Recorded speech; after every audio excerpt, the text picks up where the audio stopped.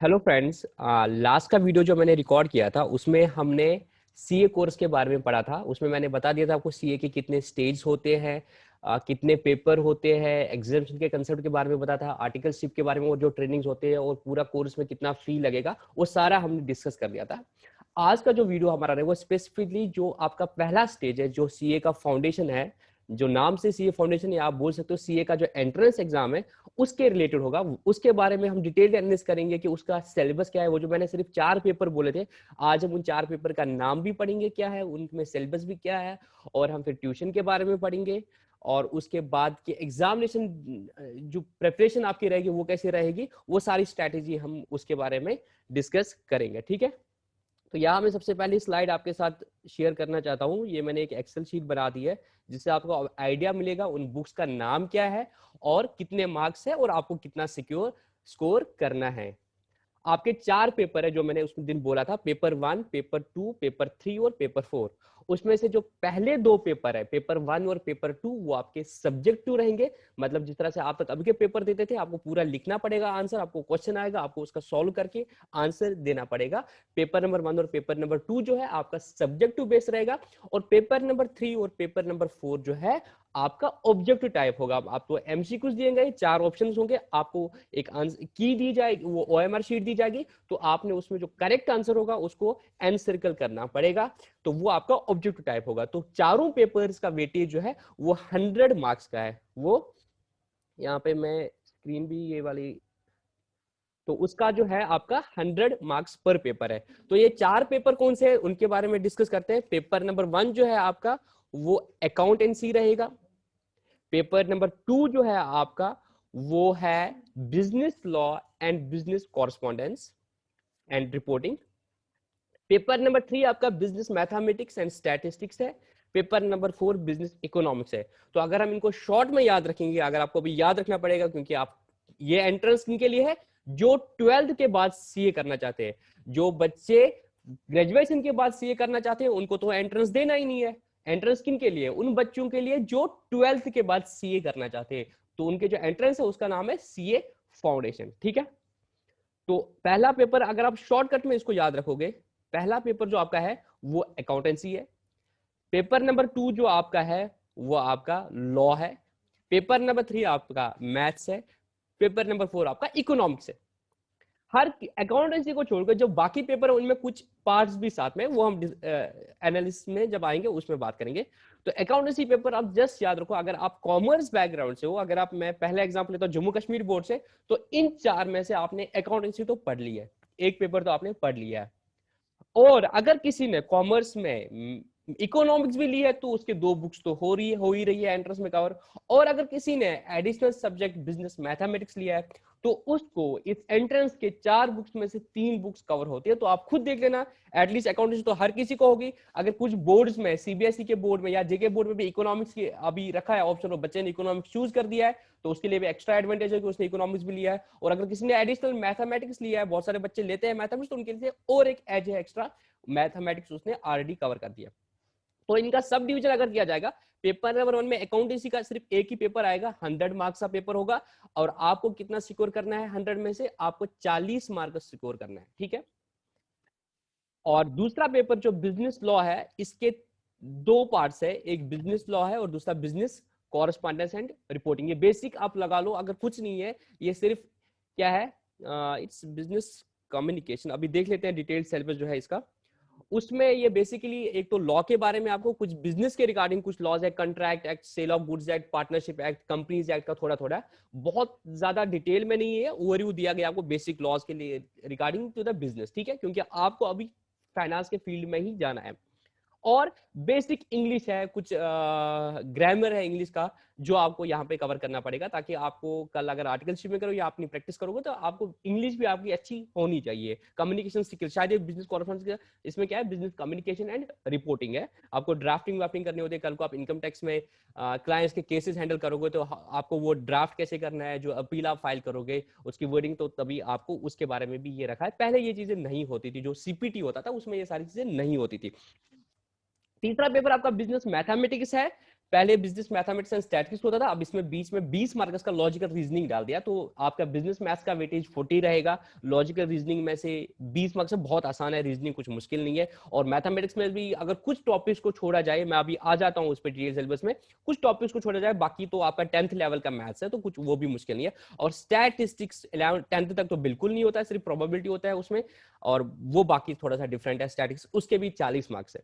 इसी तरह से इकोनॉमिक्स का पहले 100 मार्क्स होता था सारा, अब इकोनॉमिक्स में को अलग कर दिया है, उसमें बिजनेस को इकोनॉमिक्स को अलग कर दिया है, उसके 60 मार्क्स रहेंगे। और बिजनेस की कमर्शियल नॉलेज जो है उसके बारे में 400, और ये भी बहुत आसान है, एक जनरल ओवरव्यू आपको दिया गया है फाइनेंस का। तो इस तरह से ये आपके टोटल मार्क्स जो है वो 400 होते हैं। और जब आप ये एंट्रेंस एग्जाम देखो, यहाँ पे आपको इंपॉर्टेंट रखना याद, पेपर नंबर 1 और पेपर 2, मतलब ये सारा चीज जो है आपका, ये आपका सब्जेक्टिव टाइप है। और जो ये लास्ट वाला मैंने बताया ये 2 पेपर, इसमें ऑब्जेक्टिव टाइप है। और ऑब्जेक्टिव के साथ जो एक चीज खतरनाक है वो है आपकी नेगेटिव मार्किंग है इसमें। तो जब आप एमसीक्यूज वाले पेपर पे आ जाओगे, पेपर नंबर 3 और पेपर नंबर 4 पे, आपको सोचना है कि तुक्का लगाना है कि नहीं लगाना है, क्योंकि इसमें नेगेटिव मार्किंग। क्या स्ट्रैटेजी रहेगी एग्जाम में, कैसे क्वेश्चन को करना है, वो मैं वीडियो के एंड तक बता दूंगा आपको। बट यहां पे याद रखना है कि ये जो ऑब्जेक्टिव है, ये नहीं फील करना है कि ये आसान है, ऑब्जेक्टिव टाइप है, इसमें ये भी ख्याल रखना है, इसका एक डिसएडवांटेज भी है, नेगेटिव मार्किंग भी है। और आपका क्या रहेगा, 400 में से आपको कलेक्टिवली आपको 200 मार्क्स लाने हैं, और इंडिविजुअली आपको इंश्योर करना है कि हर बुक में 40 मार्क्स आ जाए। ये बहुत इंपॉर्टेंट है, क्योंकि किसी, तो इससे आपको ये समझ आ गया कि जो 4 बुक से आप नहीं बोलोगे कि मैं 3 बुक्स को अच्छे से पढ़ूंगा, 3 बुक्स को अच्छे से पढ़ूंगा और 200 मार्क्स लाऊंगा, वो से उससे काम बनने वाला नहीं है। तो आपको यहाँ पे समझना है कि चारों बुक्स आपकी इंपॉर्टेंट है, चारों बुक्स में आपको एटलीस्ट 40 मार्क्स लेने। क्या स्ट्रैटेजी रहेगी, कैसे लाना है, वो हम बाद में डिस्कस करेंगे। यहाँ पे आपको पहली चीज है, जितने भी पेपर है तो आपको ये पढ़ने हैं, ये नहीं करना है। जब सीपीटी होता था हमारे वक्त इनिशियली, तब ये लिमिट नहीं होती थी कि 40 वाले, सीलिंग नहीं होता कि 40 तो लाना ही लाना है। आप किसी भी बुक से, तब 200 होता था, टोटली 200 में से 100 लाना होता था। तो ये नहीं था कि इस बुक को, चलो जैसे हमारे वक्त मैथ्स में हमने उतना होल्ड नहीं पढ़ा था, मैथ्स छोड़ भी दिया था, पता था कि 3 बुक्स हैं उनको अच्छे से करेंगे हो जाए, बट आपके एग्जाम में वो चीजें नहीं है। अब आप बोलोगे कि हम लेट क्यों पैदा हुए, तो वो सारी बातें यहाँ पे आने की नहीं है। क्यों, ये भी रख लो, पहले क्या होता था सीए में, ऑनेस्टली जो सीपीटी होता था वो बहुत आसान होता था, और सीए फाउंडेशन कंपैरेटिवली स्टैंडर्ड इसका टफ है। अब आप बोलोगे ऐसा क्यों है, ये बहुत इंपॉर्टेंट किया आईसी ने। पहले क्या होता था, आप लगा लो, मैं कंपैरिजन में लेता हूं, मेडिकल प्रोफेशन को लेता हूं और सीए के प्रोफेशन को लेता हूं।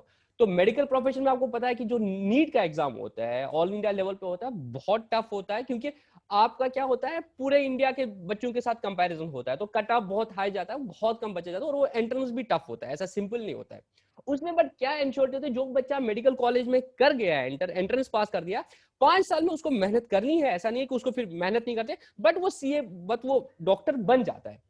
सीए में उल्टा था, सीए में इन्होंने एंट्रेंस आसान रखा था, ठीक है, एंट्रेंस आसान रखा था, बट जितना जितना आप आगे जाते थे स्टेज टफ होता था। और आप देखते हैं कि सीए में तो एंट्रेंस तो हर किसी का हो गया, फाइनल तक पहुंचते पहुंचते वो बूढ़े हो जाते और फाइनल उनका पास ही नहीं होता है। अब आईसीए ने क्या कर दिया कि इन्होंने देखा कि यहाँ तो लूप होल है, ये आप लोगों को एक ग्राउंड है जिसमें आपको सीए करना है, एक बैटल फील्ड है, तो वहां पे पहले कहता हर हर तरह हर गेट से एंट्री होती थी, यहां से भी बच्चा आता था, यहां से भी बच्चा आता था, और फिर अंदर जाके वो फंस जाता था। तो अब इन्होंने उन गेट्स को जो है वो थोड़ा सा टाइट कर दिया। अब जो बच्चा मेहनत करेगा वो जाके इस गेट में आएगा, और चांसेस ज्यादा है कि वो बच्चा सीए बन जाए। तो पहले अगर किसी का एंट्रेंस होता था तो बहुत कम चांसेस होते थे कि वो सीए बनेगा, बट अभी फाउंडेशन का एग्जाम टफ कर दिया, बहुत सारे फील्ड्स में से पूछ रहे हो, और ये 40 वाला कॉम्बिनेशन वहां पे भी लाया जो पहले नहीं होता था। तो उससे क्या होगा, जो बच्चों का फाउंडेशन क्लियर हो जाएगा, वो उनके चांसेस ज्यादा बनते हैं कि वो सीए बने, जो पहले नहीं होता था। तो ये अच्छी बात भी है, अगर कोई फाउंडेशन, ऐसा नहीं है कि नहीं हो जाएगा, मेडिकल के एंट्रेंस का जितना टफ नहीं है, ऐसा नहीं होगा, बट जो सीपीटी था उससे एडवांस लेवल पे, और बहुत जरूरी ये चीज करनी थी, ठीक है। ये मैंने और भी आपको बता दिया कि पेपर्स का नाम क्या है, कितनी वेटेज है, क्या टाइप रहेगा, ठीक है। अब दूसरी बात पे आ जाते हैं कि आपकी ट्यूशंस के बारे में, ठीक है। पहले मैं इसको रब कर लेता हूं, आप वीडियो को देखते रहना, जो भी डाउट्स होगा लास्ट में मैं अपना व्हाट्सएप नंबर दूंगा, तो आप उस पर कॉल कर देना। ये एक, अभी हम इस पे दोबारा आएंगे कि आपकी स्ट्रैटेजी कैसी रहेगी प्रिपरेशन के लिए, बट वो बाद में आएंगे। पहले मैं आपको अब दूसरी स्लाइड में लेता हूं, हम सिलेबस जो है उसका एक बार देख लेते हैं। मैं आपको सिलेबस पे ले जाता हूँ।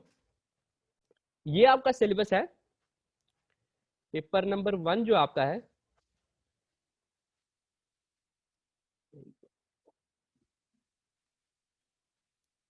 प्रिंसिपल्स एंड, एक मिनट,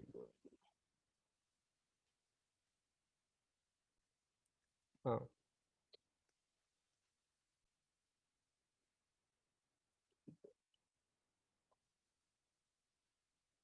पेपर नंबर 1 जो है आपका principles and practice of accounting, इसका 1 पेपर 3 आवर्स का मतलब जो आपका पेपर होगा वो 3 घंटों का होगा और आपके 100 मार्क्स उसमें होंगे। और अगर आप इसका सिलेबस देखोगे तो सिलेबस कुछ नहीं है, जो आपका 11th 12th का अकाउंटेंसी था वही था।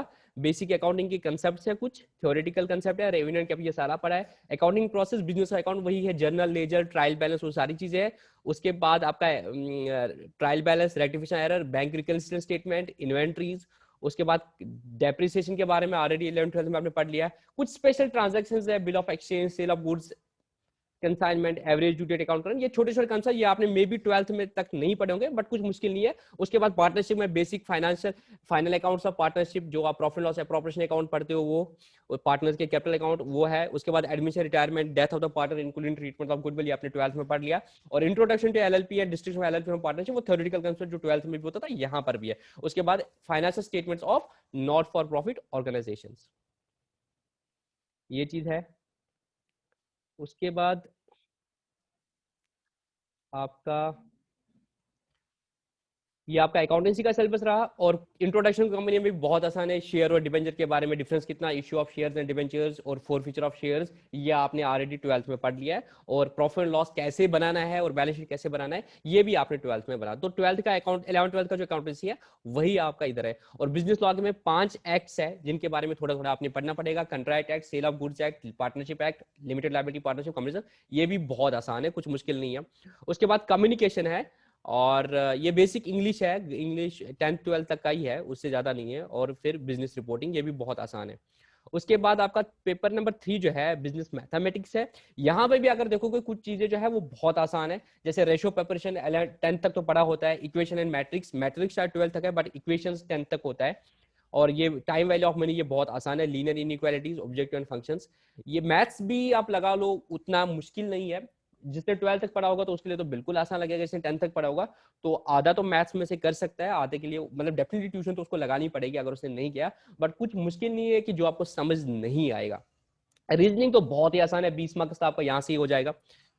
उसके बाद आपका स्टैटिस्टिक्स है, इसमें डेफिनेटली आपको ट्यूशन लगानी पड़ेगी, या तो आपको यूट्यूब पे वीडियो देखना पड़ेगा। वो चीज कहाँ से ट्यूशन करना है क्या करें वो हम आगे डिस्कस कर लेते हैं, या तो इस वीडियो में, या एग्जैक्टली कहाँ से ट्यूशन लगानी है, क्या मोड रहेगा, लाइव वर्चुअल, वो हम आगे डिस्कस कर लेते हैं। तो ये आपका स्टैटिक्स का सिलेबस है। इसके बाद इकोनॉमिक्स का सिलेबस है, बहुत आसान है। अगर आपने 11th 12th में इकोनॉमिक्स पढ़ी हो तो आपको ये कुछ भी नहीं लगेगा। Theory of demand and supply, product and cost, ये सारा है। और बिजनेस कमर्शियल नॉलेज, ये भी थ्योरेटिकल टॉपिक्स है।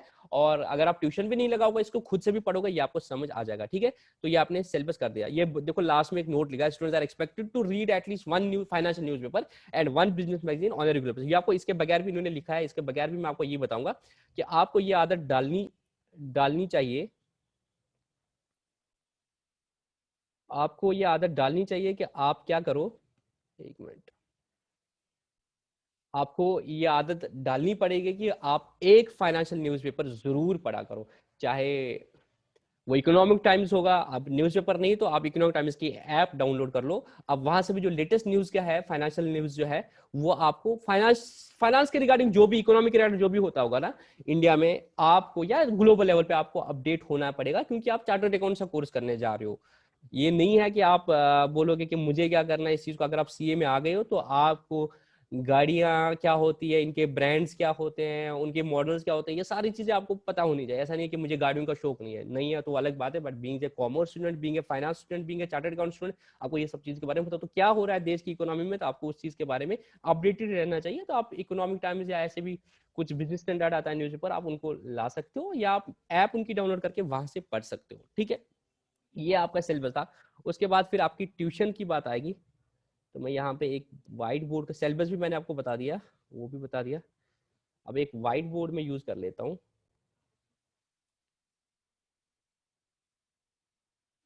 एक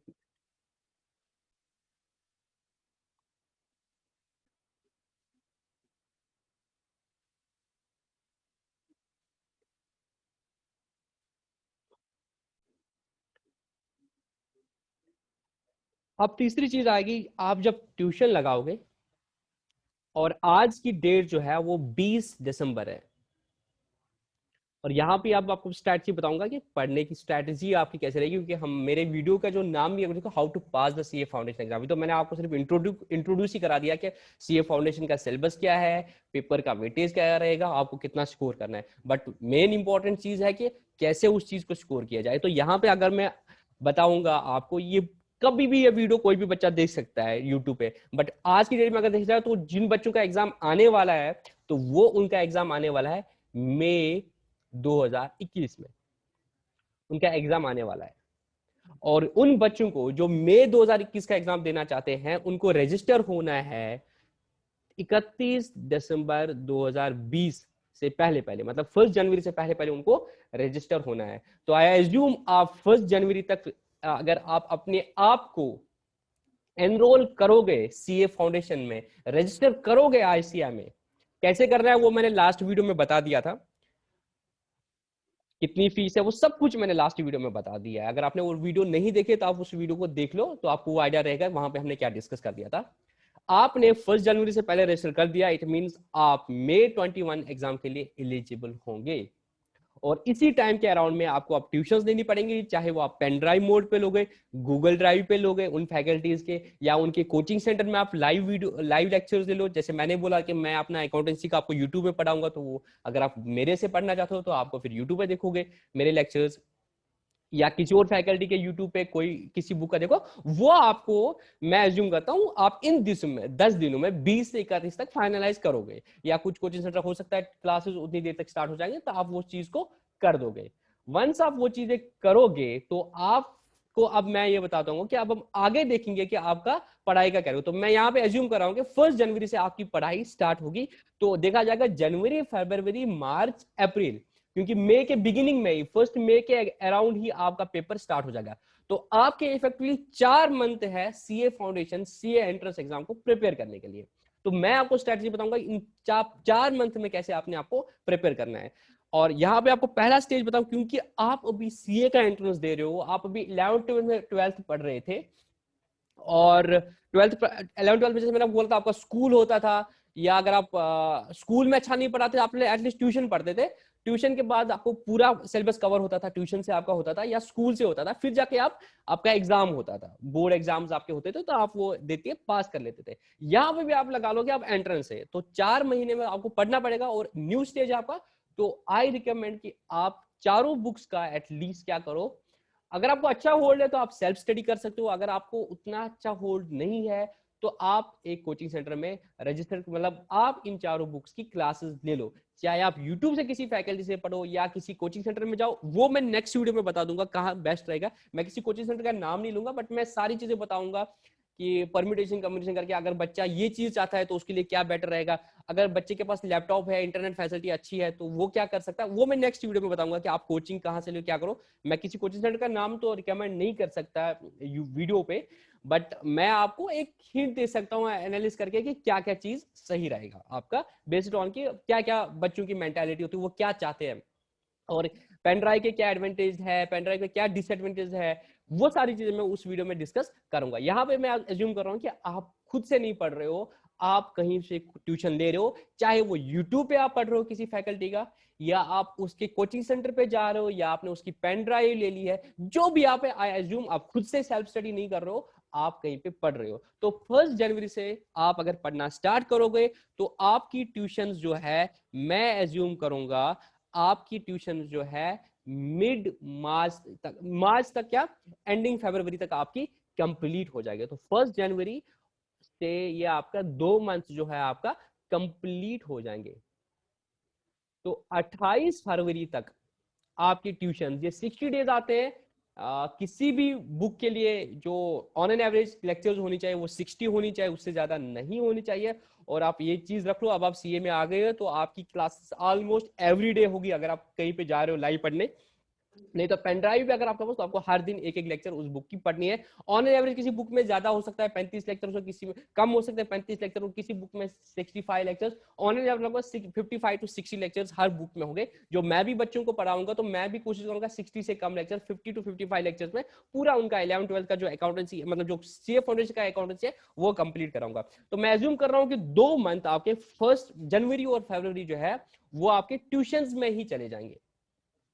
तो ये 2 मंथ आपके ट्यूशन में चले गए पढ़ने में, जिसको हम पहली रिवीजन बोलते हैं। आपने ये पढ़ लिया, अब आपका 1 मार्च आ गया और आपके पास अब 2 महीने बचे हैं एग्जाम के लिए। मार्च और अप्रैल और 1 मई को आपका एग्जाम है। अब आपके पास 2 महीने बचे हैं एग्जाम के लिए। तो अब आपने क्या करना है, तीसरी मतलब जो आपकी पहली रिवीजन खुद की होगी और ऐसे दूसरी बार वो पढ़ाई होगी, उसके लिए आपको स्ट्रैटेजी बनानी है। और आपने 1 मंथ में आपने क्या करना है, 1 मंथ में पूरा अच्छे से उसको रिवाइज करना है। यह आपका 31 मार्च होगा। तो 1 मंथ में आपको रिवाइज करना है। आप बोलोगे सर 1 मंथ में रिवाइज होगा? The answer is yes. 2 month में जो आपकी ट्यूशन हुई वो आपको 1 मंथ क्या 20 दिन में अच्छे से रिवाइज होगी। ठीक है, मैं एवरेज स्टूडेंट को ले रहा, मैं ऑनेस्टली बोल रहा हूँ, एक एवरेज स्टूडेंट सीए कर सकता है अगर वो बहुत अच्छी डेडिकेशन के साथ सीए करेगा और उसको अच्छी गाइडेंस मिले तो मैं तभी एक नॉर्मल स्टूडेंट को लेके बोल रहा हूँ कि 1 महीने में हो सकता है। कोई मतलब अच्छा स्टूडेंट होगा वो 20 दिन में पहली रिवीजन कर सकता है। और मैं एज्यूम कर रहा हूँ एक नॉर्मल स्टूडेंट सीए कर रहा है तो वो 1 महीना उसके लिए काफी है। वो 1 महीने में सीए का एक सीए फाउंडेशन का एक रिवीजन कर सकता है। उसमें आपको क्या करना है, उसका जो मैं आपको स्ट्रैटेजी बताता हूँ। तो आपको क्या करना है, मैं यहाँ पे आपको बताता हूँ आपको क्या करना है एग्जैक्टली आपको मंथली टारगेट्स बनाने, आपको मंथली टारगेट्स बनाने। जैसे पहला पेपर है अकाउंटेंसी, और अगर मैं यहाँ पे 1 मिनट आप रुक जाना, मैं पहले सिलेबस देख लेता हूँ। अकाउंटेंसी का अगर मैं देखूंगा यहाँ पे,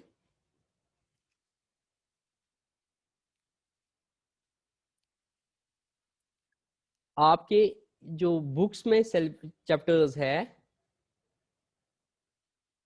आपके 10 चैप्टर है अकाउंटेंसी में। ठीक है, तो अगर आप करोगे डिसाइड, आपका ये बनेगा 4 वीक्स है। आपको क्या करना है, एक तो आपका मंथली टारगेट हुआ कि आपको अकाउंटेंसी का पूरा सब्जेक्ट पूरे मंथ में कर देना, ये आपका एक मंथली टारगेट आ गया। अब इस मंथली 10 चैप्टर जो है ये आपका टारगेट आ गया। देखो यहाँ पे आपको एक और बात बताता हूँ, लास्ट लेक्चर जो था, लास्ट वीडियो में मैंने आपको पूरे सीए के बारे में बताया, मतलब that is your long term goal. आपका लॉन्ग टर्म गोल है आपको सीए बनना है। तो उस लॉन्ग टर्म गोल को आपको क्या करना है, शॉर्ट टर्म गोल जो है या मीडियम टर्म गोल्स बताएंगे मैं डिवाइड करना है। तो आपने बता दिया यार मुझे तो सीए करना है, वो मेरा लॉन्ग टर्म गोल है, इसको मैं अचीव कैसे करूंगा। मैंने पूरे सीए को ना 3 स्टेज में कर दिया डिवाइड। एक मेरा फाउंडेशन है, दूसरा मेरा इंटरमीडिएट है, तीसरा मेरा फाइनल है। अब आप अभी कहां पर हो, अगर आप 12th पास कर रहे हो तो आपका इनिशियल स्टेज क्या है, आप फाउंडेशन। अब आपको इंटरमीडिएट, आर्टिकलशिप और फाइनल को अपने दिमाग से निकालना है। वो अब आपका इमीडिएट गोल नहीं है। आपका इमीडिएट गोल अब क्या है, सीए फाउंडेशन। और सीए फाउंडेशन का अब आपका टारगेट जो दिख रहा है वो सिर्फ सीए फाउंडेशन है। इंटरमीडिएट को, आर्टिकलशिप को लेके और फाइनल को लेके सब कुछ अपने दिमाग से, कहां पे आर्टिकलशिप, वो क्वेश्चंस अभी नहीं लाने ध्यान में, उसको आप भूल जाओ। आपने सीए करना है ना तो उसको भूल जाओ, अब आप सिर्फ फाउंडेशन पे फोकस करो। और आपको अब सिर्फ दिखना चाहिए मई में मेरा फाउंडेशन है, मुझे मई का फाउंडेशन एग्जाम क्लियर करना है। तो ये आपका अब गोल बनेगा। अब इसको आपने डिवाइड कर दिया, हाँ भाई 2 महीने मुझे ट्यूशन करनी है और 2 महीने मुझे प्रिपरेशन करनी है। तो 2 महीने आपने ट्यूशन लगा दी, वो तो हो गया। अब आपका 28 फरवरी को अब 2 महीने बचे। अब आपको 1 मंथ का गोल बनाना है कि 1 मंथ में मुझे एक रिवीजन करनी है इन सारे चैप्टर, सारी बुक्स की। तो अब उसमें अकाउंटेंसी आ गया, तो आपका अकाउंटेंसी का 1 मंथ का टारगेट कर रहा है कि भाई मुझे अकाउंटेंसी का सिलेबस कंप्लीट करना है। तो आपका 1 मंथ का गोल है, अब गोल जो है अब आपका सारा फोकस इस 1 मंथ के गोल पे होना चाहिए। बाकी CA foundation exam next month है, उसको भूल जाना है। सिर्फ आपका जो ये वाला गोल है इनको आप अचीव करना है। आप लगा लो कि बहुत बड़ी बिल्डिंग है, आपको टॉप पे जाना, आप नीचे हो, तो क्या आप अभी से ऊपर देखते रहोगे कि नहीं मैं तो ऊपर चढ़ नहीं सकता हूं, कि आपकी जो सीढ़ियां हैं छोटे छोटे स्टेप से आप एक एक करके चलोगे, एक एक स्टेप को चलोगे तो ऊपर पहुंच जाओगे। अगर नीचे से देखना चाहोगे तो कभी नहीं चढ़ सकते, वो डर आपके दिमाग में रहेगा। तो वही चीज है, तो वो जो टारगेट है सीए उसको आपने डिवाइड करके जो लेडर्स है, स्टेप्स है, उन पे आपको फोकस करना है। तो पहला स्टेप अब आपका ये रहा कि आपके पास 1 महीने में आपको अकाउंटेंसी बुक को कंप्लीट करना है। अब इसको भी आपने क्या करना है, पार्ट्स में डिवाइड करना है। एक मंथ में कितने वीक्स होते हैं सर? एक मंथ में 4 वीक्स होते हैं। तो आपने कर दिया इसको डिवाइड। वीक 1 मैं एक्सेल पे करता था, मैं लास्ट में कोशिश करूंगा उसको दिखाने की। वीक 3 और वीक 4, चलो मैं इसको एक्सेल में ही डाल देता हूं तो आपको ज्यादा क्लियर आएगा। मैं ये एक्सेल शीट मैंने शेयर कर दी, 1 मिनट। ये मैंने एक्सेल शीट शेयर कर दी, यहां पे मैं लेता हूं। तो आपने अब अकाउंटेंसी के लिए अगर डिसाइड कर दिया कि ये आपका अब वीक 1 आया, उसके बाद वीक, इसको मैं इधर कर लेता हूं, वीक 2 वो ऐसे नीचे आएगा, मैं यहाँ पे दिखाऊंगा आपको वीक 3 और वीक 4।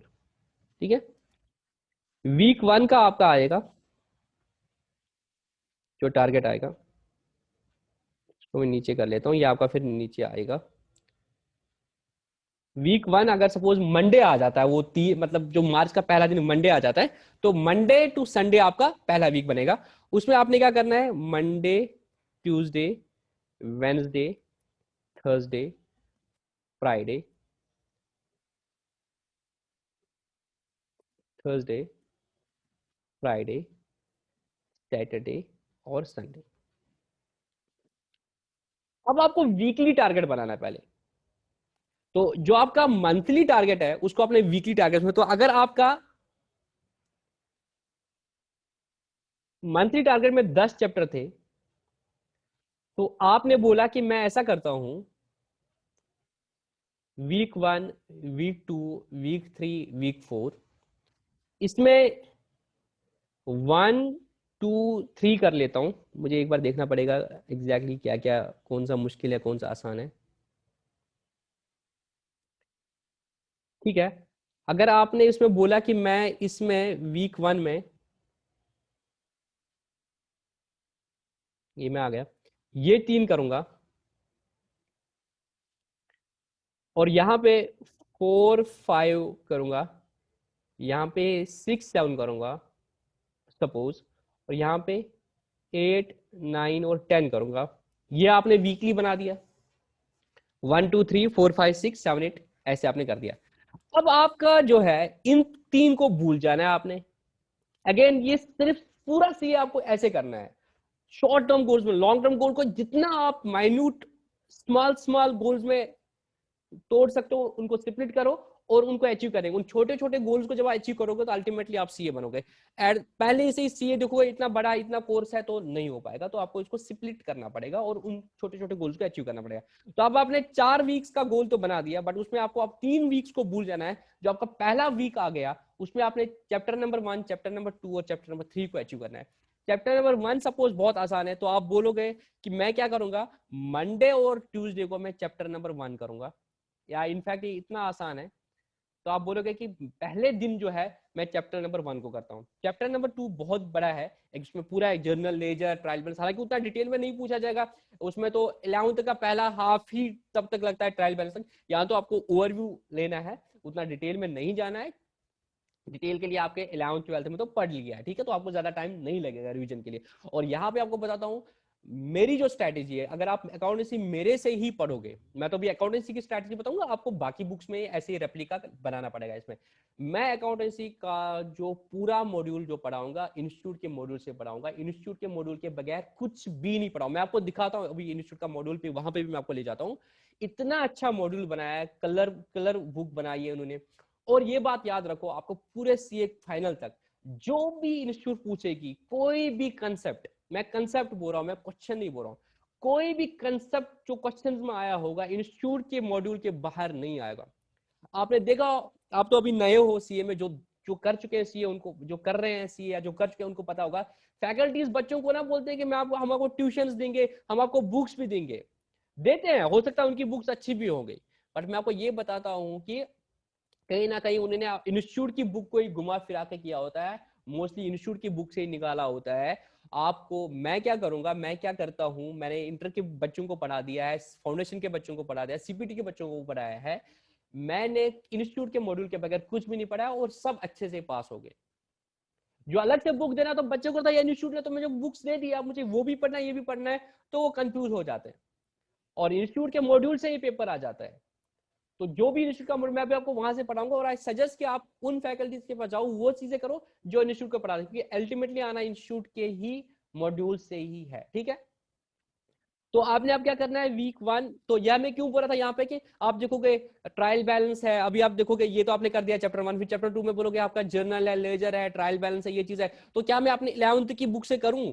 वो तो इतनी मोटी बुक है, मोहन जुनेजा, जो वो जेके बोर्ड में, बोर्ड एग्जाम में होते हैं या सेंट्रल बोर्ड में आपका, आई डोंट एग्जैक्टली मैं किसको, जीएस ग्रेवाल या किसकी बुक होती है, तो वो इतनी बड़ी बुक है। आप उसको करने बैठोगे तो उसने तो 11th-12th के एंगल से बना दिया, उसने सीए के एंगल से तो नहीं बना दिया है। तो सीए के एंगल से क्यों ने बुक बनाई है? इंस्टीट्यूट ने अपनी बुक बनाई है, तो आई सजेस्ट आप उसी बुक से पढ़ लो, क्योंकि अल्टीमेटली पेपर उसी पैटर्न पे आने वाला है और आपका टाइम भी बच जाएगा। तो आप जब रिवीजन करोगे, अगर आप अकाउंटेंसी मेरे से पढ़ रहे हो तो आपको अकाउंटेंसी वहां से ही पढ़ना है, बुक से ही पढ़ना है। उसके बगैर भी आरटीपी एमटीपी कुछ होता है, मैं आपको दिखाता हूँ कि वो चीजें क्या है, तो वहां से ही करना है। ठीक है, तो मंडे को सपोज आपने चैप्टर नंबर 1 कर दिया, तो आप 2 3 मतलब 4 दिन, जो बाकी 5 दिन है वो आप रखोगे चैप्टर नंबर 2 के लिए, क्योंकि वो बड़ा है। और सैटरडे या संडे आप रखोगे चैप्टर नंबर 3 के लिए। ये आपने रखा, और यहाँ पे आपको बहुत इंपॉर्टेंट चीज ये भी रखनी है, मैंने आपको 7 दिन का वीक जो है वो टारगेट रखा, बट आपको अपने हिसाब जो रखना है, आपको उतना ही रखना है जितना आप 6 दिन में कर सकते हो। मतलब जो भी आपका पोटेंशियल होगा, इंसान अपने आप को बेस्ट वे में जानता है, उतना कोई किसी को नहीं जानता है। इंसान दूसरे इंसान को नहीं जानता, इंसान अपने आप को जानता है, वो उसको खुद पता है कि मेरी कैपेबिलिटीज कितनी है। तो जो भी आपकी कैपेबिलिटीज हो गई, देखो मैंने स्टैंडर्ड बता दिया 1 महीना, किसी बच्चे को हो सकता है वो 20 दिन में कंप्लीट करे, किसी बच्चे को लगे मुझे 1 महीना और 10 दिन लगे, वो अपने हिसाब से बना दे। बट जो आपका वीकली टारगेट होगा रिविजन का, वो कितना होना चाहिए? आपको 7 दिन का टाइम टेबल बनाना है, बट उतना ही सिलेबस रखो उसमें जो आप नॉर्मली 6 दिन में कर सकते हो। अब आप बोलोगे सर फिर 1 दिन में क्या करेंगे? 1 दिन आपको रखो कंटिजेंसी के लिए। सीए में ना सबसे ज्यादा इंपॉर्टेंट है प्लानिंग, क्योंकि आपका कोई स्कूल नहीं है जहां आपको टीचर्स वो बताते रहे ऐसे पढ़ना है ऐसे पढ़े, लाइन पे लाए, तो आपको खुद अपने आप को वो चीज करना पड़ेगा। इसलिए आपको बहुत टफ बनाएगी, it's the tough course for tough people. तो आपको क्या करना है, 6 दिन, मैं आपको क्यों बोल रहा हूँ, ये स्ट्रेटेजी मैंने खुद फॉलो कर दी और ये रियली वर्क करती है। हम बच्चे नॉर्मली कैसे बनाते हैं, हम बोलते हैं अच्छा मैं आज से पढ़ना स्टार्ट करूंगा, फिर वो सुबह उठता है बोलता है कि सुबह, अगर वो मुस्लिम है या जो भी रिलीजन होगा, सुबह उठ के प्रे करूंगा पहले, फिर जाके ब्रेकफास्ट करूंगा, फिर पढ़ूंगा 10 बजे तक, फिर थोड़ा सा रेस्ट लूंगा, फिर 10:30 से 1 बजे तक पढ़ूंगा। ऐसे ऐसे हमारी आदत है कि हम आवर हिसाब से टाइम टेबल बनता है, वो कभी सक्सेसफुल नहीं होता है। टाइम टेबल बनाना जाए टारगेट के हिसाब से, मेरा टारगेट है आज के दिन का कि मुझे चैप्टर नंबर 1 करना है, सपोज दिन का टारगेट है। अब मुझे सुबह ये अच्छा लगे करना, दिन में अच्छा लगे, शाम को अच्छा लगे, जब लगे, मुझे ये टारगेट है, तब तक सोना नहीं है मैंने। बट मैं वीक का भी 1 डे का भी पूरा, वो तो बिल्कुल नहीं होता है कि 8:30 ये करूंगा। कभी अच्छी नींद आ गई तो 10 बजे तो नींद से उठे, फिर बोलोगे मेरा आज का बुक का तो जाया हो गया, अब तो मुझे एक दूसरी बुक पढ़नी है तो छोड़ दूंगा। ऐसे बिल्कुल नहीं करना है। आप लेट उठे तो आप लेट तक जाग सकते हो। तो आपको टारगेट वाइज जो आपका टाइम टेबल बनाना है, और यहाँ पे भी जो मैं टारगेट बोलता हूँ वो वीकली टारगेट है। क्यों? अब आप बोलोगे सर वीकली टारगेट, कभी कभी क्या होता है, अब बच्चे का 1 दिन नहीं होगा, तो सपोज क्या हुआ, आप घर में हो और घर में मेहमान आए, या खुदा न खास्ता आप बीमार हो गए। देखो आप तो ये नहीं बोल सकते कि 2 महीने में आप बीमार ही नहीं हो जाओगे, कभी भी बंदा बीमार हो सकता है। अब अगर उसने 7 दिन का टारगेट रखा है और उसने 1 दिन उसमें, मैं नहीं बोल रहा हूँ कि आप 1 दिन ऑफ रखो, ऐसा नहीं रखना है कि मैं मंडे, और दूसरी स्ट्रेटजी क्या होती है हमारी, मंडे टू सैटरडे हम अच्छे से पढ़ेंगे और संडे को मैं क्रिकेट खेलूंगा, एंजॉय करूंगा, वो भी नहीं करना है। वो आप भूल जाओ। अब आप सीए कोर्स में आ गए ना, तो वो आप भूल जाओ, ऐसे कुछ एंजॉयमेंट के डेज आएंगे। जो भी होगा एग्जाम के बाद वाला period up to the result वही आपका मिलेगा, बट एंजॉयमेंट को आप भूल जाओ अगर आप सीए में आ रहे हो। तो मैं को क्या बोल रहा हूँ कि आपको 7 दिन का जो टाइम टेबल है वो बनाना है, बट उसमें कंटेंट इतना रखना है जो आप नॉर्मली आपकी कैपेबिलिटी के हिसाब से 6 दिन में से, क्यों 1 दिन आपको कंटिजेंसी रहता है। आप अगर घर में हो सकता है कि घर वालों का आपका कोई काम आएगा जो आपको 1 दिन में जाना पड़ेगा, आपका कुछ डॉक्यूमेंट्स का कुछ है, कुछ भी हो सकता है वो करना है, या खुदा न खास्ता आप बीमार हो गए, तो उस कंटिजेंसी वो कभी भी हो सकता है। वो आप वेडनेसडे को भी हो सकता है काम, वो थर्सडे को हो सकता है, वो फ्राइडे को भी हो सकता है, सैटरडे को कभी भी हो सकता है। तो आपने 1 दिन कंटिजेंसी का रखना है, 6 दिन का टारगेट रखना है, वो पूरे वीक में। और जिस दिन खुदा न खास्ता आप बीमार हो गए कुछ होगा, तो वो उसमें कंपनसेट हो जाएगा, बाकी आपका वीक का शेड्यूल पूरा नहीं हिलेगा। तो ये आपने वीक 1 का टारगेट बना दिया और फिर आपको ये अचीव करना है। आप एक्सेल में एक शीट रख सकते हो, दूसरी शीट रख सकते हो अचीवमेंट्स का, जो आपने कर दिया उसको उधर डाल दो। मैं आपको अपनी टू डू लिस्ट लास्ट में कोशिश करूंगा शेयर करने की, तो आप उससे आपको आइडिया मिलेगा, या तो नेक्स्ट वीडियो में मैं वो चीज दिखा दूंगा कि मैंने कैसे प्रिपरेशन करती थी अपने फाइनल एग्जाम्स के लिए। तो ये चीज आपकी हो गई, ये आपका हो गया आपका वीकली टारगेट। उसके बाद आपका वीक नंबर 2 आएगा, तो आपने अगेन वीक नंबर 2 में ये चैप्टर नंबर 4 और 5, अगर ये बड़े चैप्टर्स है, अब देख लेना अपने हिसाब से क्या रहेगा, तो आप इसको फिर डिवाइड कर सकते हो कि पहले 3 दिन में मैं आपको चैप्टर नंबर 4 करूंगा और दूसरे दिन में आपको चैप्टर नंबर 5 कर सकता हूं। उसके बाद वीक नंबर 3 में आपका चैप्टर नंबर 6, चैप्टर 7, इस तरीके से आपका एक मंथ में आपका क्या हो जाएगा, पूरा सिलेबस कंप्लीट हो जाएगा। ये आपका अकाउंटेंसी का हो गया, ये आपका अकाउंटेंसी का हो गया। उसके बाद आपका क्या है, ऐसे ही तरीके से जो मैंने यहां पे आपको बता दिया, जैसे मैंने आपको यहां पे बता दिया, आप क्या करोगे, दूसरी बुक्स जो आपकी है, इकोनॉमिक्स से आपका बिजनेस लॉ है आपका, या मैथमेटिक्स है, ऐसे ही आप लोगों को वीकली टारगेट्स में डिवाइड करना है। तो यहां पर अगर हम वापस आएंगे, तो यहां पे अगर हम वापस आएंगे, मैं दूसरी स्क्रीन पे आपको ले जाता हूं, व्हाइट बोर्ड वाली स्क्रीन पे। तो 1 मार्च से अगर आपने स्टार्ट कर दिया, 1 मार्च से अगर आपने स्टार्ट कर दिया, तो 31 मार्च तक आपकी जो है एक रिवीजन कंप्लीट हो गई। आपकी फर्स्ट रिवीजन कंप्लीट हो गई। ऑनेस्टली करोगे तो अच्छे से हो जाएगा। इसमें आपको रखना है, देखो जब आपने फर्स्ट वीक का टारगेट रखा ना, सब बुक्स का आपने रख लिया, फर्स्ट वीक जब आप कंप्लीट हो जाएगा, फिर जो वो संडे आएगी तो आपको इंट्रोस्पेक्ट करना है, या वो डे 7 आ जाएगा, आपको इंट्रोस्पेक्ट करना है, एनालाइज करना है कि आपने 7 दिन का जो टारगेट रखा था क्या आप अचीव कर पाए। अगर आप उसको अचीव कर पाए और जो आपने आप टारगेट रखा था वीक नंबर 2 का, आप वीक नंबर 2 को मेन वाली शीट में लाओ कि अब हमें ये करना है वीक नंबर 2 में। अगर आपको लगा था कि नहीं मैं तो इससे ज्यादा कर सकता हूं, तो आप सोच सकते हो आप वीक नंबर 2 में और बढ़ा के जो फाइनल आपने रखा था 30 दिन का, उसको कम कर सकते हो ताकि आप एक और रिवीजन कर सकते हो। अगर आपको वीक नंबर 1 में लगा कि नहीं भाई मुझसे इतना नहीं हो पा रहा है, बट पहले मैं बताऊंगा आपको, पहले में आपको बहुत मेहनत करनी पड़ेगी, पहला वीक आपको बहुत इंपॉर्टेंट है, क्योंकि उससे ही आपका सब कुछ डिसाइड हो जाएगा। तो अगर आपको वीक के बाद लगेगा कि मैं इससे ज्यादा कर सकता हूं, तो आप टारगेट बढ़ा दो ताकि आपका नंबर ऑफ डेज कम हो जाएगा रिवीजन के। अगर नॉर्मल है तो ठीक है, वैसे ही करने दो, 1 महीना इज एनफ। और अगर आपको लग रहा है कि नहीं मुझसे नहीं हो पाया इतना, वट एवर द रीजंस, तो आप थोड़ा सा क्वेश्चन बढ़ा सकते हो, 4-5 दिन का बढ़ा सकते हो, आराम से बढ़ा सकते हो आपको, बट वो आपको बाद में थोड़ा सा दिक्कत करेगा। तो आई एज्यूम कि आपका 30 डेज में हो गया, वर्स्ट केस में ये 40 डेज हो सकता है, और बेस्ट केस में ये 20 डेज हो सकता है, जो भी आपका होगा। मैं अभी एवरेज में लेता हूँ, आप एक्चुअली दूसरे हिसाब से फिर वो चीज कर सकते हो। और बीच में भी कोई घबराने की बात नहीं, अगर आपको उस वक्त भी, या तो मैं आज वीडियो बना रहा हूँ, आपको उस वक्त भी जब आप स्टार्ट बना रहा, आप समझ नहीं आ रहा, आप कुछ कंफ्यूज हो गए थे, आप मुझे व्हाट्सएप पे मैसेज करना, मुझे कॉल नहीं करना प्लीज, क्योंकि मेरा ऑफिस होता है, मुझे नौकरी से नहीं निकलवाना। मुझे व्हाट्सएप मैसेज कर देना, मैं आपको उस दिन, अगर दिन में आपने मैसेज कोशिश करूंगा, शाम तक मैं आपको रिप्लाई करूंगा। कोशिश क्या करो कि 5:30-6 के बाद ही मैसेज किया करो, 7 बजे के बाद ही मैसेज किया करो, उस वक्त मैं तुरंत रिप्लाई करूंगा, क्योंकि दिन में मेरा ऑफिस होता है। अब तब भी घबराने में, तब भी आपका साथ नहीं छोड़ूंगा, ठीक है, अगर मैं जिंदा रहा तब तक। तो आपकी इस तरह से फर्स्ट रिवीजन 31 मार्च तो कंप्लीट हो जाएगी। अब आएगा बहुत इंपॉर्टेंट फेज कि 1 अप्रैल को क्या करना है। ये बहुत इंपॉर्टेंट है। अब आपको एक ही महीना बचा है, और अभी तक जो स्ट्रैटेजी आपकी थी वो सही जा रही है। आपने 2 मंथ में ट्यूशन खत्म कर दी, 1 मंथ में आपने पहली रिवीजन खत्म कर दी। अब आपने एक रिवीजन खत्म कर दी है, अब 1 महीना बचा है पेपर के लिए।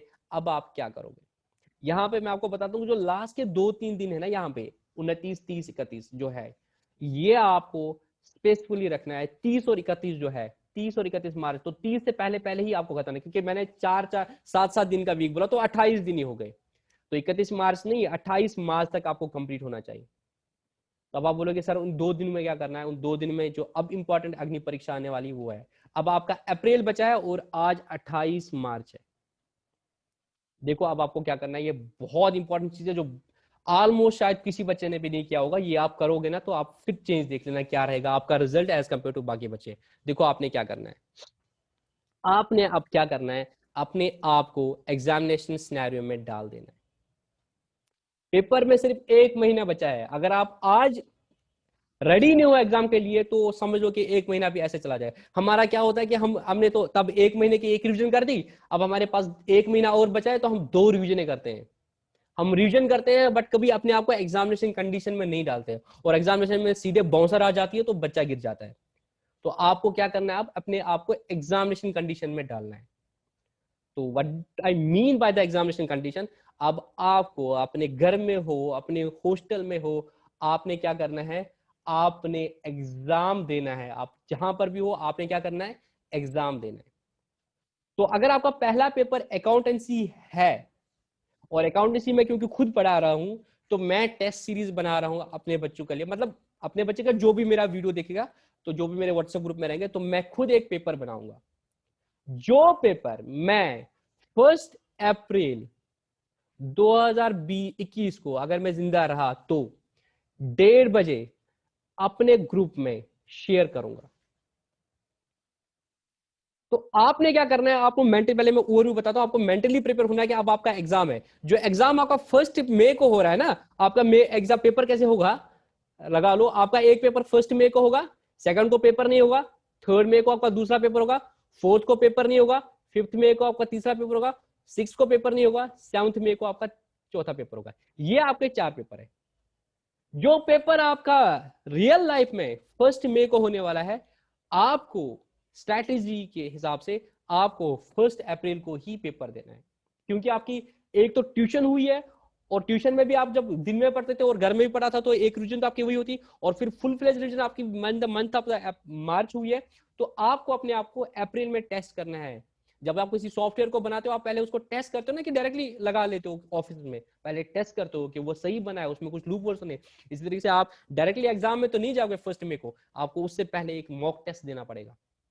तो आप याद रखो, अगर 1 मई, 3rd मई, 5th मई, 7th मई आपका रियल लाइफ में एग्जाम है, तो आपको अप्रैल में ही वो 4 दिन निकालने पड़ेंगे जब आपको पेपर देना पड़ेगा। तो उसके लिए मेरी बेस्ट स्ट्रेटेजी क्या रहेगी, आप 4 दिन जो चूज करेंगे वो 1 अप्रैल, 2nd 3rd नहीं, 4th अप्रैल, 5th 6th नहीं, 7th अप्रैल, 8th 9th नहीं, 10th अप्रैल। तो ये 4 स्लॉट अपने कैलेंडर पे ना वो एनसर्कल करके रहो, कि इस दिन आपको अकाउंटेंसी का पेपर देना है, इस दिन आपको लॉ का पेपर देना है, इस दिन आपको मैथ का पेपर देना है, और इस दिन आपको इकोनॉमिक्स का पेपर देना है। ये आप अपने जो आपका कैलेंडर होगा छोटा सा, उसमें एनसर्कल करके रखो कि इन 4 दिनों में मुझे 4 पेपर देने हैं। एग्जामिनेशन कंडीशंस बनाने, अगर आप अपने घर में हो, what I mean by the examination condition, अगर आपका जो पेपर है अकाउंटेंसी की बात करूंगा, ये आपका 3 घंटे का है, जो आप जाते हो उस एग्जामिनेशन सेंटर में, 2 बजे आपका पेपर स्टार्ट हो जाएगा, 5 बजे आपका पेपर खत्म हो जाएगा। तो आपको घर में वो क्रिएट करना पड़ेगा, और ये चीजें मैंने अपने कर दी है सीए फाइनल में, और मेरे लिए ये वर्क भी कर पाई।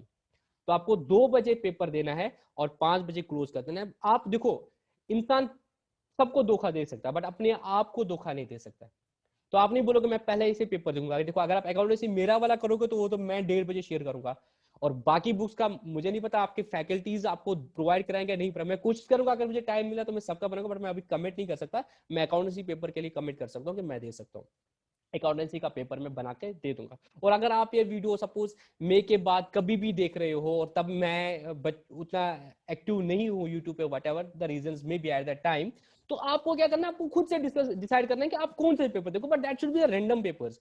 आप, मैं अभी आपको एक मतलब डिपॉजिटरी पे ले जाऊंगा, जहां पे बहुत अच्छा मटेरियल है, आप उसको अपने लैपटॉप में डाउनलोड करके रख लेना, और वो उसमें फिर 6-6 मंथ बाद और एडिशन होते रहेंगे, तो वो डाउनलोड करो, तो आपके पास बहुत अच्छा मटेरियल बनेगा। ठीक है, अभी मैं आपको दिखाऊंगा, अभी जस्ट इसके बाद स्ट्रैटेजी के बाद मैं आपको दिखाऊंगा, वहां से आप सारा डाउनलोड कर देना। अगर आप मेरा पेपर नहीं दे रहे हो, तब आप उनमें से रैंडमली, आपको तब नहीं देखना है उसको, अपने रैंडमली चूज करना है। सपोज 28 आ गया, 28 मार्च तक आपने वो सारा रिविजन करने को, फिर आपने डिसाइड करता है, यहाँ पर भी आपने आंख बंद करके, या जो भी आपको फीलिंग आएगा, सपोज मैं यहाँ पे बोलूंगा चलो मेरा पेपर पे नहीं है, तो आपको खुद से बताना है कि मैं क्या करूंगा, नवंबर 18 का, ऐसी नवंबर 18 में जो सीए फाउंडेशन का अकाउंटेंसी का पेपर आया था, वो मैं अटेम्प्ट करूंगा। लॉ का आप सपोज नवंबर 19, आप अभी नहीं देख रहे हो कि नवंबर 19 में क्या आया था, आसान आया था, मुश्किल आया था, कुछ भी आया था। सपोज ये आपने मई 18 का कर दिया, या मई 20 का कर दिया, मई 20 तो एग्जाम नहीं होता, मई 19 का कर दिया, और ये भी शायद आपने सपोज नवंबर 20 का कर दिया। तो ये आपने 4 पेपर चूज कर दिए, या आपने खुद से डिसाइड कर दिया कि ये 4 पेपर है, इसमें मेरा हो सकता है टेस्ट सीरीज, या आपने बोला कि मैं नवंबर 18 में जो सीए फाउंडेशन का पेपर आया था वो दूंगा, तब तक आपने नवंबर 18 वाला पेपर नहीं देगा। तो आपने अभी भी डिसाइड करना है। पास्ट क्वेश्चन पेपर मैं आपको दिखा दूंगा, अगर आपके पास नहीं है अभी ऑनलाइन, तो आप मुझे मैसेज कर देना, मैं आपको मेल कर लेता हूं। मेरे पास सारा क्वेश्चन पेपर है, जब से सीए फाउंडेशन आ गया तब का सारा मटेरियल मेरे पास है। तो आप मुझे मेल करता, नहीं तो मैं आपको दिखा दूंगा कहां से आ जाएगा, वो कहां से डाउनलोड कर देना है। तो आपको क्या करना है, आपने ये डिसाइड कर दिया कि ये 4 पेपर बनेंगे, तो आपको क्या करना है, या तो आपने पहले दिन ही निकालना है 28 को ही, आपने साइबर कैफे जाना है, जो भी आपका स्टेशनरी वाला वहां पे प्रिंट आउट वाला होगा, तो आपने जाना है इन 4 पेपर्स का प्रिंट लेना है। बट टू बी ऑनेस्ट, आपको ये पेपर बिल्कुल नहीं देखना है, क्योंकि अगर आप देखोगे फिर तो फायदा ही नहीं रहा। देखना नहीं है उसको, आपने जाना है पेन ड्राइव में लेके, आपने नहीं देखना, आंखें बंद करनी, उसको बोलना भैया इनका मुझे प्रिंट आउट दो, वो प्रिंट आउट देके उनको ऐसे ही बंद करना है और उनको घर में संभाल के रखना है। अब पेपर आया अकाउंटेंसी का, तो 145 पे आपको रेडी होना है। आपने डिसाइड करना है कि मुझे किन पेजेस पे देना है, किस कॉपी पे देना है, वो भी आपको पहले से ही निकाल के रखना पड़ेगा। एक कोशिश करना है कि स्टेशनरी वाले के पास एक उसको बोले कि वैसा कॉपी देखो दे दो जिस तरह से एग्जाम में वो होता है। और देख लेना पास्ट ईयर का वो कैसे होता है, थोड़ा रूल उसका बड़ा होता है, लाइंस जो होती है उसकी थोड़ी बड़ी होती है, तो वो आपने लाना पड़ेगा। देख लेना यूट्यूब पे कि कैसे होता है सीए का पेपर आंसर शीट, तो वो आपने आंसर शीट्स खरीद के लानी है। दो तो सब्जेक्ट है, दो ऑब्जेक्ट है, उसका आपको ओएमआर प्रिंट निकालना है 1 to 100 वाला, दूसरे में भी 1 to 100 वाला, ऊपर से मैथ लिखना, दूसरे वाले को इकोनॉमिक्स लिख लेना। और फिर जब पेपर होगा तब उस शीट को निकालना है, यहाँ से पेपर देखना है और उसको एनसर्कल करना है पूरा, ठीक है। तो आपने अब 28 को ये लाया, तो 28 को जब आपने लाया तो आपने डिसाइड किया फर्स्ट को मुझे पेपर देना है 1:30 बजे, तो 28 को आपने पहली रिवीजन खत्म कर दी। 29 मार्च, चाहे 29 तक आप खत्म कर दो, 30 मार्च 31 मार्च या 29 30 31, 3 दिन में आपको देता हूं। 3 दिन में आपने सिर्फ एंड सिर्फ अकाउंटेंसी पढ़ना है और कोई सब्जेक्ट नहीं पढ़ना।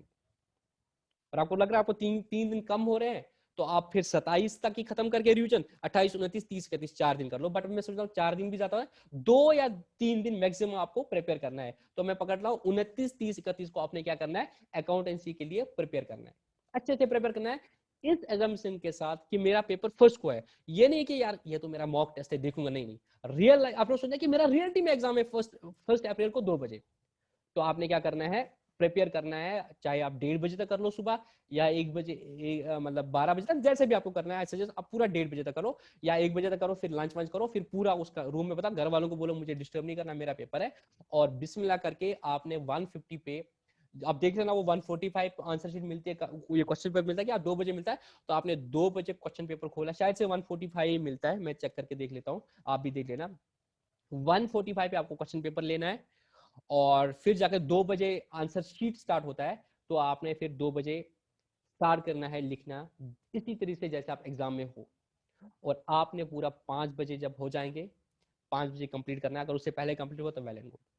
ये खत्म हो गया, आपने क्वेश्चन पेपर आंसर शीट जो भी होगा साइड में रख लेना, आप इसको देखना नहीं है। नाउ यूर टारगेट इज, आपका अब लॉ का पेपर है 4th को, आपका लॉ का पेपर है 4th को, तो आप यहां से अगर चाहो तो आप अकाउंटेंसी का उसी वक्त चेक कर लो। और अगर आप मेरी टेस्ट सीरीज दे रहे हो तो आपको खुद से चेक करने की जरूरत नहीं है। द मोमेंट आपका पेपर हो जाएगा, आप उसकी फोटो खींच के मुझे व्हाट्सअप कर देना, एक कैम स्कैनर ऐप डाउनलोड करके उसको आप पीडीएफ बना के मुझे व्हाट्सअप कर देना, सारी हमारा पेपर है, आप चेक कर लो, आप खुद पढ़ाई कर लेना, वो पेपर मुझे छोड़ देना, मैं उसको चेक करूंगा, ठीक है। बट कैम स्कैनर से पीडीएफ बना के मुझे दे देना, क्योंकि अलग अलग फोटोज नहीं दे देना। ये आपका हो गया। इसी तरीके से फिर आपको लॉ के लिए प्रिपेयर करना है, कि आपका लॉ का पेपर है 4 दिन, तो 2 दिन आपको, फर्स्ट को आपने ये दिया, सेकंड थर्ड को आपको लॉ के लिए प्रिपेयर करना है, फिर 4th को पेपर देना है। इसी तरह से 2 बजे का, 2 बजे से पहले उस पेपर को खोलना है, 2 बजे एग्जैक्टली खोल देना है, और फिर 2 से 5 बजे तक पेपर देना है। फिर इसी तरह से लॉ का पेपर खत्म हो गया, वेल उसके बाद फिर आपके पास 2 दिन और मिल रहे हैं मैथ्स के लिए। इनफैक्ट लॉ के 5:30 के बाद भी आपको कुछ टाइम मिल रहा है रात का, उसमें भी आप मैथ पढ़ लो, तो 2.5 दिन आपके मिल रहे हैं इफेक्टिवली। और मैथ के दिन भी अगले दिन वो 1:30 बजे तक का टाइम है, वो करना है, और इकोनॉमिक्स को भी करना है। इस तरीके से मैं आपको दे रहा हूँ, 2-2 दिन दे रहा हूँ। एग्जामिनेशन में आपको 1-1 दिन है, आप बोलोगे सर वहां तो 1-1 दिन है, आप क्यों 2-2 दिन दे रहे हो, इसलिए दे रहा हूं, अगर आज आप 2 दिन में कंप्लीट करोगे एक बुक को, तो 90% चांसेस है कि आप एग्जामिनेशन डे में 1 दिन में करोगे। ये बहुत इंपॉर्टेंट है पूरे सीए में। ये जो मैं आपको स्ट्रैटेजी बोल रहा हूँ ना, ये आप फाउंडेशन में भी कर सकते हो, सीए इंटरमीडिएट में भी कर सकते हो, सीए फाइनल में भी कर सकते हो। हमारी सबसे बड़ी प्रॉब्लम क्या होती है, जो मैंने देखा, बच्चों को सिर्फ पढ़ते रहते हैं पढ़ते रहते हैं पढ़ते रहते हैं, बट अपने आप को कभी एनालाइज नहीं करते हैं, अपने आप को एग्जामिनेशन सिनेरियो में नहीं डाल देते, तभी जाकर उनकी रिविजन ही चलती रहती है। और जो लास्ट 1 दिन होता है वो इतनी रिविजन करते रहते हैं, आधे आधे आधे हफ्ते मतलब मंथ में एक रिविजन, आधे मंथ में एक रिविजन। बट जो फिर एग्जामिनेशन डे होता है ना, एक दिन अकाउंटेंसी तो चलो फर्स्ट पेपर है, आपने 2-3 दिन बुक्स बंद करके तो 3 दिन में अकाउंटेंसी पढ़ लिया, बट लॉ के लिए तो फिर एक ही दिन है। फाइनल में देखो लॉ का कितना सिलेबस है, एक ही दिन है, तो उनकी रिविजन एक दिन में नहीं होती। और आप ऐसा, ये आप याद रखो, अगर आपने पूरे साल पढ़ा है, पूरे साल पढ़ा है, मगर एग्जामिनेशन से पहले जो एक दिन है, एग्जामिनेशन से पहले जो एक दिन है, अगर आपने उस दिन नहीं पढ़ा या वो चीज आपकी आंखों के सामने से नहीं गई, तो बहुत कम चांसेस है कि एग्जामिनेशन में अगर वो क्वेश्चन आया आपको याद आ जाएगा। अगर आपने पूरे साल ऑन एन एवरेज पढ़ा और एग्जामिनेशन डे पे भी वो सारी चीज देखी है, तो चांसेस है, क्या होता है ना कि आपने भी देखा होगा कि अभी आपने 12th का एग्जाम दिया था, पूरा साल इतने सारे क्वेश्चंस पढ़ लिए, लास्ट में क्या आता है, कुछ ही क्वेश्चन आते हैं, मगर यूं ही अगर आपने वो क्वेश्चन देखा होता है एग्जामिनेशन से पहले या उस कंसेप्ट को देखा होता है, तो आपको ऑटोमेटिकली दिमाग ना उस कल वाली रिपोजिटरी में जाता है, ये तो मैंने कल देखा था, तो उसको याद आता है। अगर वो नहीं देखा होता ना उस एग्जामिनेशन डे से पहले, बोलता यार ये तो सर ने पढ़ा दिया था, याद ही नहीं आ रहा, ऐसी फीलिंग आती है ना। ये तब होता है जब आपने एग्जामिनेशन, जिसको मैं बोलते हैं ना रेटिना स्कैनिंग कर देना, कि एग्जामिनेशन से पहले आपको पेज को ना टर्न करते रहो, देखो अच्छा ये कंसेप्ट है, ऐसे ऐसे ऐसे, आपकी आंखों के सामने सारी चीजें जानी चाहिए, और फिर वो जाके वो चीज आपको एग्जामिनेशन डे में भी, एग्जामिनेशन में आता है। यहाँ मैंने आपको 2 दिन रखे, अगर आपकी रिविजन 2 दिन में हो जाएगी आज, तो आपका 1 दिन में हो जाएगा। अगर आपका 2 दिन में नहीं होगा, अगर आपका 2 दिन में कंप्लीट नहीं होगा, तो बहुत कम चांस है कि आपका, इट मींस आप एग्जामिनेशन के लिए रेडी नहीं हो। यहाँ ही आपको पता चल जाएगा। अगर आप यहाँ पे आपका अच्छा हो जाएगा, फिर आपका वहां पे बचाओगे। अब बोलोगे कि अब क्या हो गया, 10th तक आपने ये सारा कंप्लीट करना है, और 10th शाम तक आपने एनालाइज करना है। अगर आपने अकाउंटेंसी खुद से उसी दिन कर दिया है चेक, या सब पेपर उसी दिन चेक, अगर नहीं तो आप 11th को सारे पेपर चेक करो और देखो आपके कितने मार्क्स आ रहे हैं। सपोज यहाँ पे आपने एनालाइज कर दिया, या आप उस पेपर के शाम को भी कर सकते हो या 11th को भी कर सकते हो। आई सजेस्ट आप 11th करो, और अगर अकाउंटेंसी आप मुझे मेल कर देना, व्हाट्सअप कर देना, मैं खुद चेक करके आपको बताता हूँ आपको कहाँ क्या चीज हो गई है। बट यहाँ इतना पूछते पूछते आपने जब इन 4 बुक्स के लिए प्रिपेयर कर दिया और एग्जाम दे दिया, आपको ना आइडिया मिला होगा। पहले आइडिया आपको क्या मिला होगा, जब आप अकाउंटेंसी का 29th 30th को कर रहे थे ना कंप्लीट, जब आप प्रिपेयर कर रहे थे, हो सकता है करते करते करते आपको क्या हुआ, एग्जाम्पल के तौर पे जस्ट बोल रहा हूं, इसमें जो लास्ट वाला था कंपनी वाला, सपोज वो कंपनी का रह गया आपको, मतलब आपके पास 2 दिन थे रिवीजन के लिए या 3 दिन रिवीजन के लिए, आपने सब कुछ रिवीजन कर दिया अच्छे से, बट आप थोड़े से लेजी थे या नहीं कर पाए, तो आपका कंपनी रह गया। आपको कुछ नहीं करना, घबराना नहीं है। अब आपने नहीं बोलना कि यार मेरा तो कंपनी रह गया या 2 टॉपिक्स रह गए, मैं ऐसा करता हूं मैं सेकंड को पेपर देता हूं। प्लीज ऐसी गलती नहीं करनी है, फिर ये सारा जाया हो जाएगा। आपको फर्स्ट कोई paper, whatever the preparation you have to apply for the exam, आपको अपियर करना पड़ेगा एग्जाम में, जो भी आपके, बट आपको रहा कि यार मेरा तो कंपनी नहीं हो पाया, या सपोज मेरा एनपीओ नहीं हुआ, इसको नोट करो दोस्त, बाकी सब रिवीजन हो गई ना, बस ये 2 आपके रह गए। इस तरह से आपने लॉ कर दिया, आपको लगा ओहो इसमें भी मेरा कॉन्ट्रैक्ट एक्ट तो हो गया, मेरा वो पार्टनरशिप रह गया, आपने एक्सेल में इसको नोट करना है या अपनी कॉपी में जिसके साथ या कंफर्टेबल हो, आपने नोट करना है कि ये जो 2 दिन की रिवीजन थी, एग्जामिनेशन डे रिवीजन जो थी आपकी अप्रैल में, इसमें आपका क्या क्या चीज रह गया, उनको आपने नोट करना है। आई प्रे आई होप कि आपको कुछ भी ना रहे। सपोज आपका कुछ रह गया, आप कंप्लीट नहीं कर पाए, घबराना नहीं, you have to appear in the exam, जो भी है अपियर होना है। जो रह गया उसको नोट करना है कि प्रिपरेशन करते करते जो मेरी ये रिवीजन थी, मेरा ये टॉपिक रह गया, उसको नोट करना है। और जब आप अपियर करोगे एग्जाम में, वहां पे आपको एक और चीज, एक तो ये रहा कि जो आपको छूट गया, मतलब जो आप उन 2 दिनों में कंप्लीट नहीं कर पाए, सपोज मैथ में आप स्टैटिस्टिक्स के कुछ टॉपिक्स नहीं कर पाए, आपको नोट करना है कि ये मेरी इस रिवीजन में रह गए। और दूसरी चीज, जब आप अकाउंटेंसी पेपर दोगे, ये चारों पेपर्स दोगे, तो आपको फील आएगा कि इन टॉपिक्स में मैं वीक हूँ, इस टॉपिक से मुझे कंसेप्चुअल क्लैरिटी नहीं है, मुझे बीआरएस की कंसेप्चुअल क्लैरिटी नहीं है, तो आपने नोट करना है कि बीआरएस में मेरी वीकनेस है। इसी तरह से लॉ में आपको लगा कि मुझे इसमें वीकनेस है, मैथ में आपको लगा कि मुझे परम्यूटेशन कॉम्बिनेशन में, प्रोबेबिलिटी में वीकनेस है, या रिग्रेशन कोरिलेशन में वीकनेस है। आपको कुछ चीजें छूटी होगी, उनको अलग से नोट करना है। कुछ चीजों को पेपर देते वक्त आपको लगा कि आप में इनमें वीकनेस है, उनको नोट करना है। तो आपके पास अब 11th से, अब 11th हो गया, अब आपको 20 दिन बचे हैं, 20 दिन बचे हैं, और आपको पता चल गया कि फाइनली मुझे क्या आ रहा है, मेरा क्या रह गया। जो आपका रहा था, तो पहले एक हफ्ता जो होगा, पहले एक हफ्ते में जो आपका वो रहा था उसको कंप्लीट करना है, और फिर जाके आपको क्या करना है, जो आपका नेक्स्ट वीक होगा। अब सारे बुक्स को लेना है, अगेन आपको एक रिवीजन करनी है, 3-3 दिन की आप रिवीजन कर सकते हो। और उसमें मैं सजेस्ट करूंगा अकाउंटेंसी को सबसे लास्ट में रखना, क्योंकि आपका 1 मई को पेपर होने वाला है। तो लास्ट के 4 दिन आप पूरा अकाउंटेंसी के लिए रख लो, क्योंकि अकाउंटेंसी में 4 दिन इसलिए रख रहा हूँ क्योंकि वो आपका पहला पेपर होने वाला है। पहला पेपर स्कोरिंग होता है अकाउंटेंसी, क्योंकि आप कॉमर्स बैकग्राउंड से हो। अगर आप कॉमर्स बैकग्राउंड से तब भी नहीं हो, आप आर्ट्स के बाद भी आप कर सकते हो, मेडिकल के बाद भी आप सीए में आ सकते हो। फिर भी आपको अकाउंटेंसी में 4 दिन होने चाहिए, क्योंकि अकाउंटिंग ओवरऑल स्कोरिंग है और पहला पेपर अच्छे से जाता है ना बच्चे का, तो उसको कॉन्फिडेंस भी आता है। तो अकाउंटेंसी के लिए 4 दिन रख लो, वो लास्ट में कर दो। तो मतलब जो आपका 11th to 17th जो वीक रहेगा, उसमें आपने क्या करना है, जो आपके ये रह गए थे पहले टॉपिक्स, उनको कंप्लीट कर देना है। फिर जो वीकनेसेस थे, जब आप वो लास्ट, उसके बाद जो आपकी तीसरी रिवीजन रहेगी, वो 4-4 3-3 दिन का आप देखोगे कितना बनेगा। हर बुक में 3-3 दिन दे दो, उसमें अकाउंटेंसी को लास्ट में रखना, उसके 1 दिन एक्स्ट्रा का, तो 3-3 दिन आप फिर और रखोगे।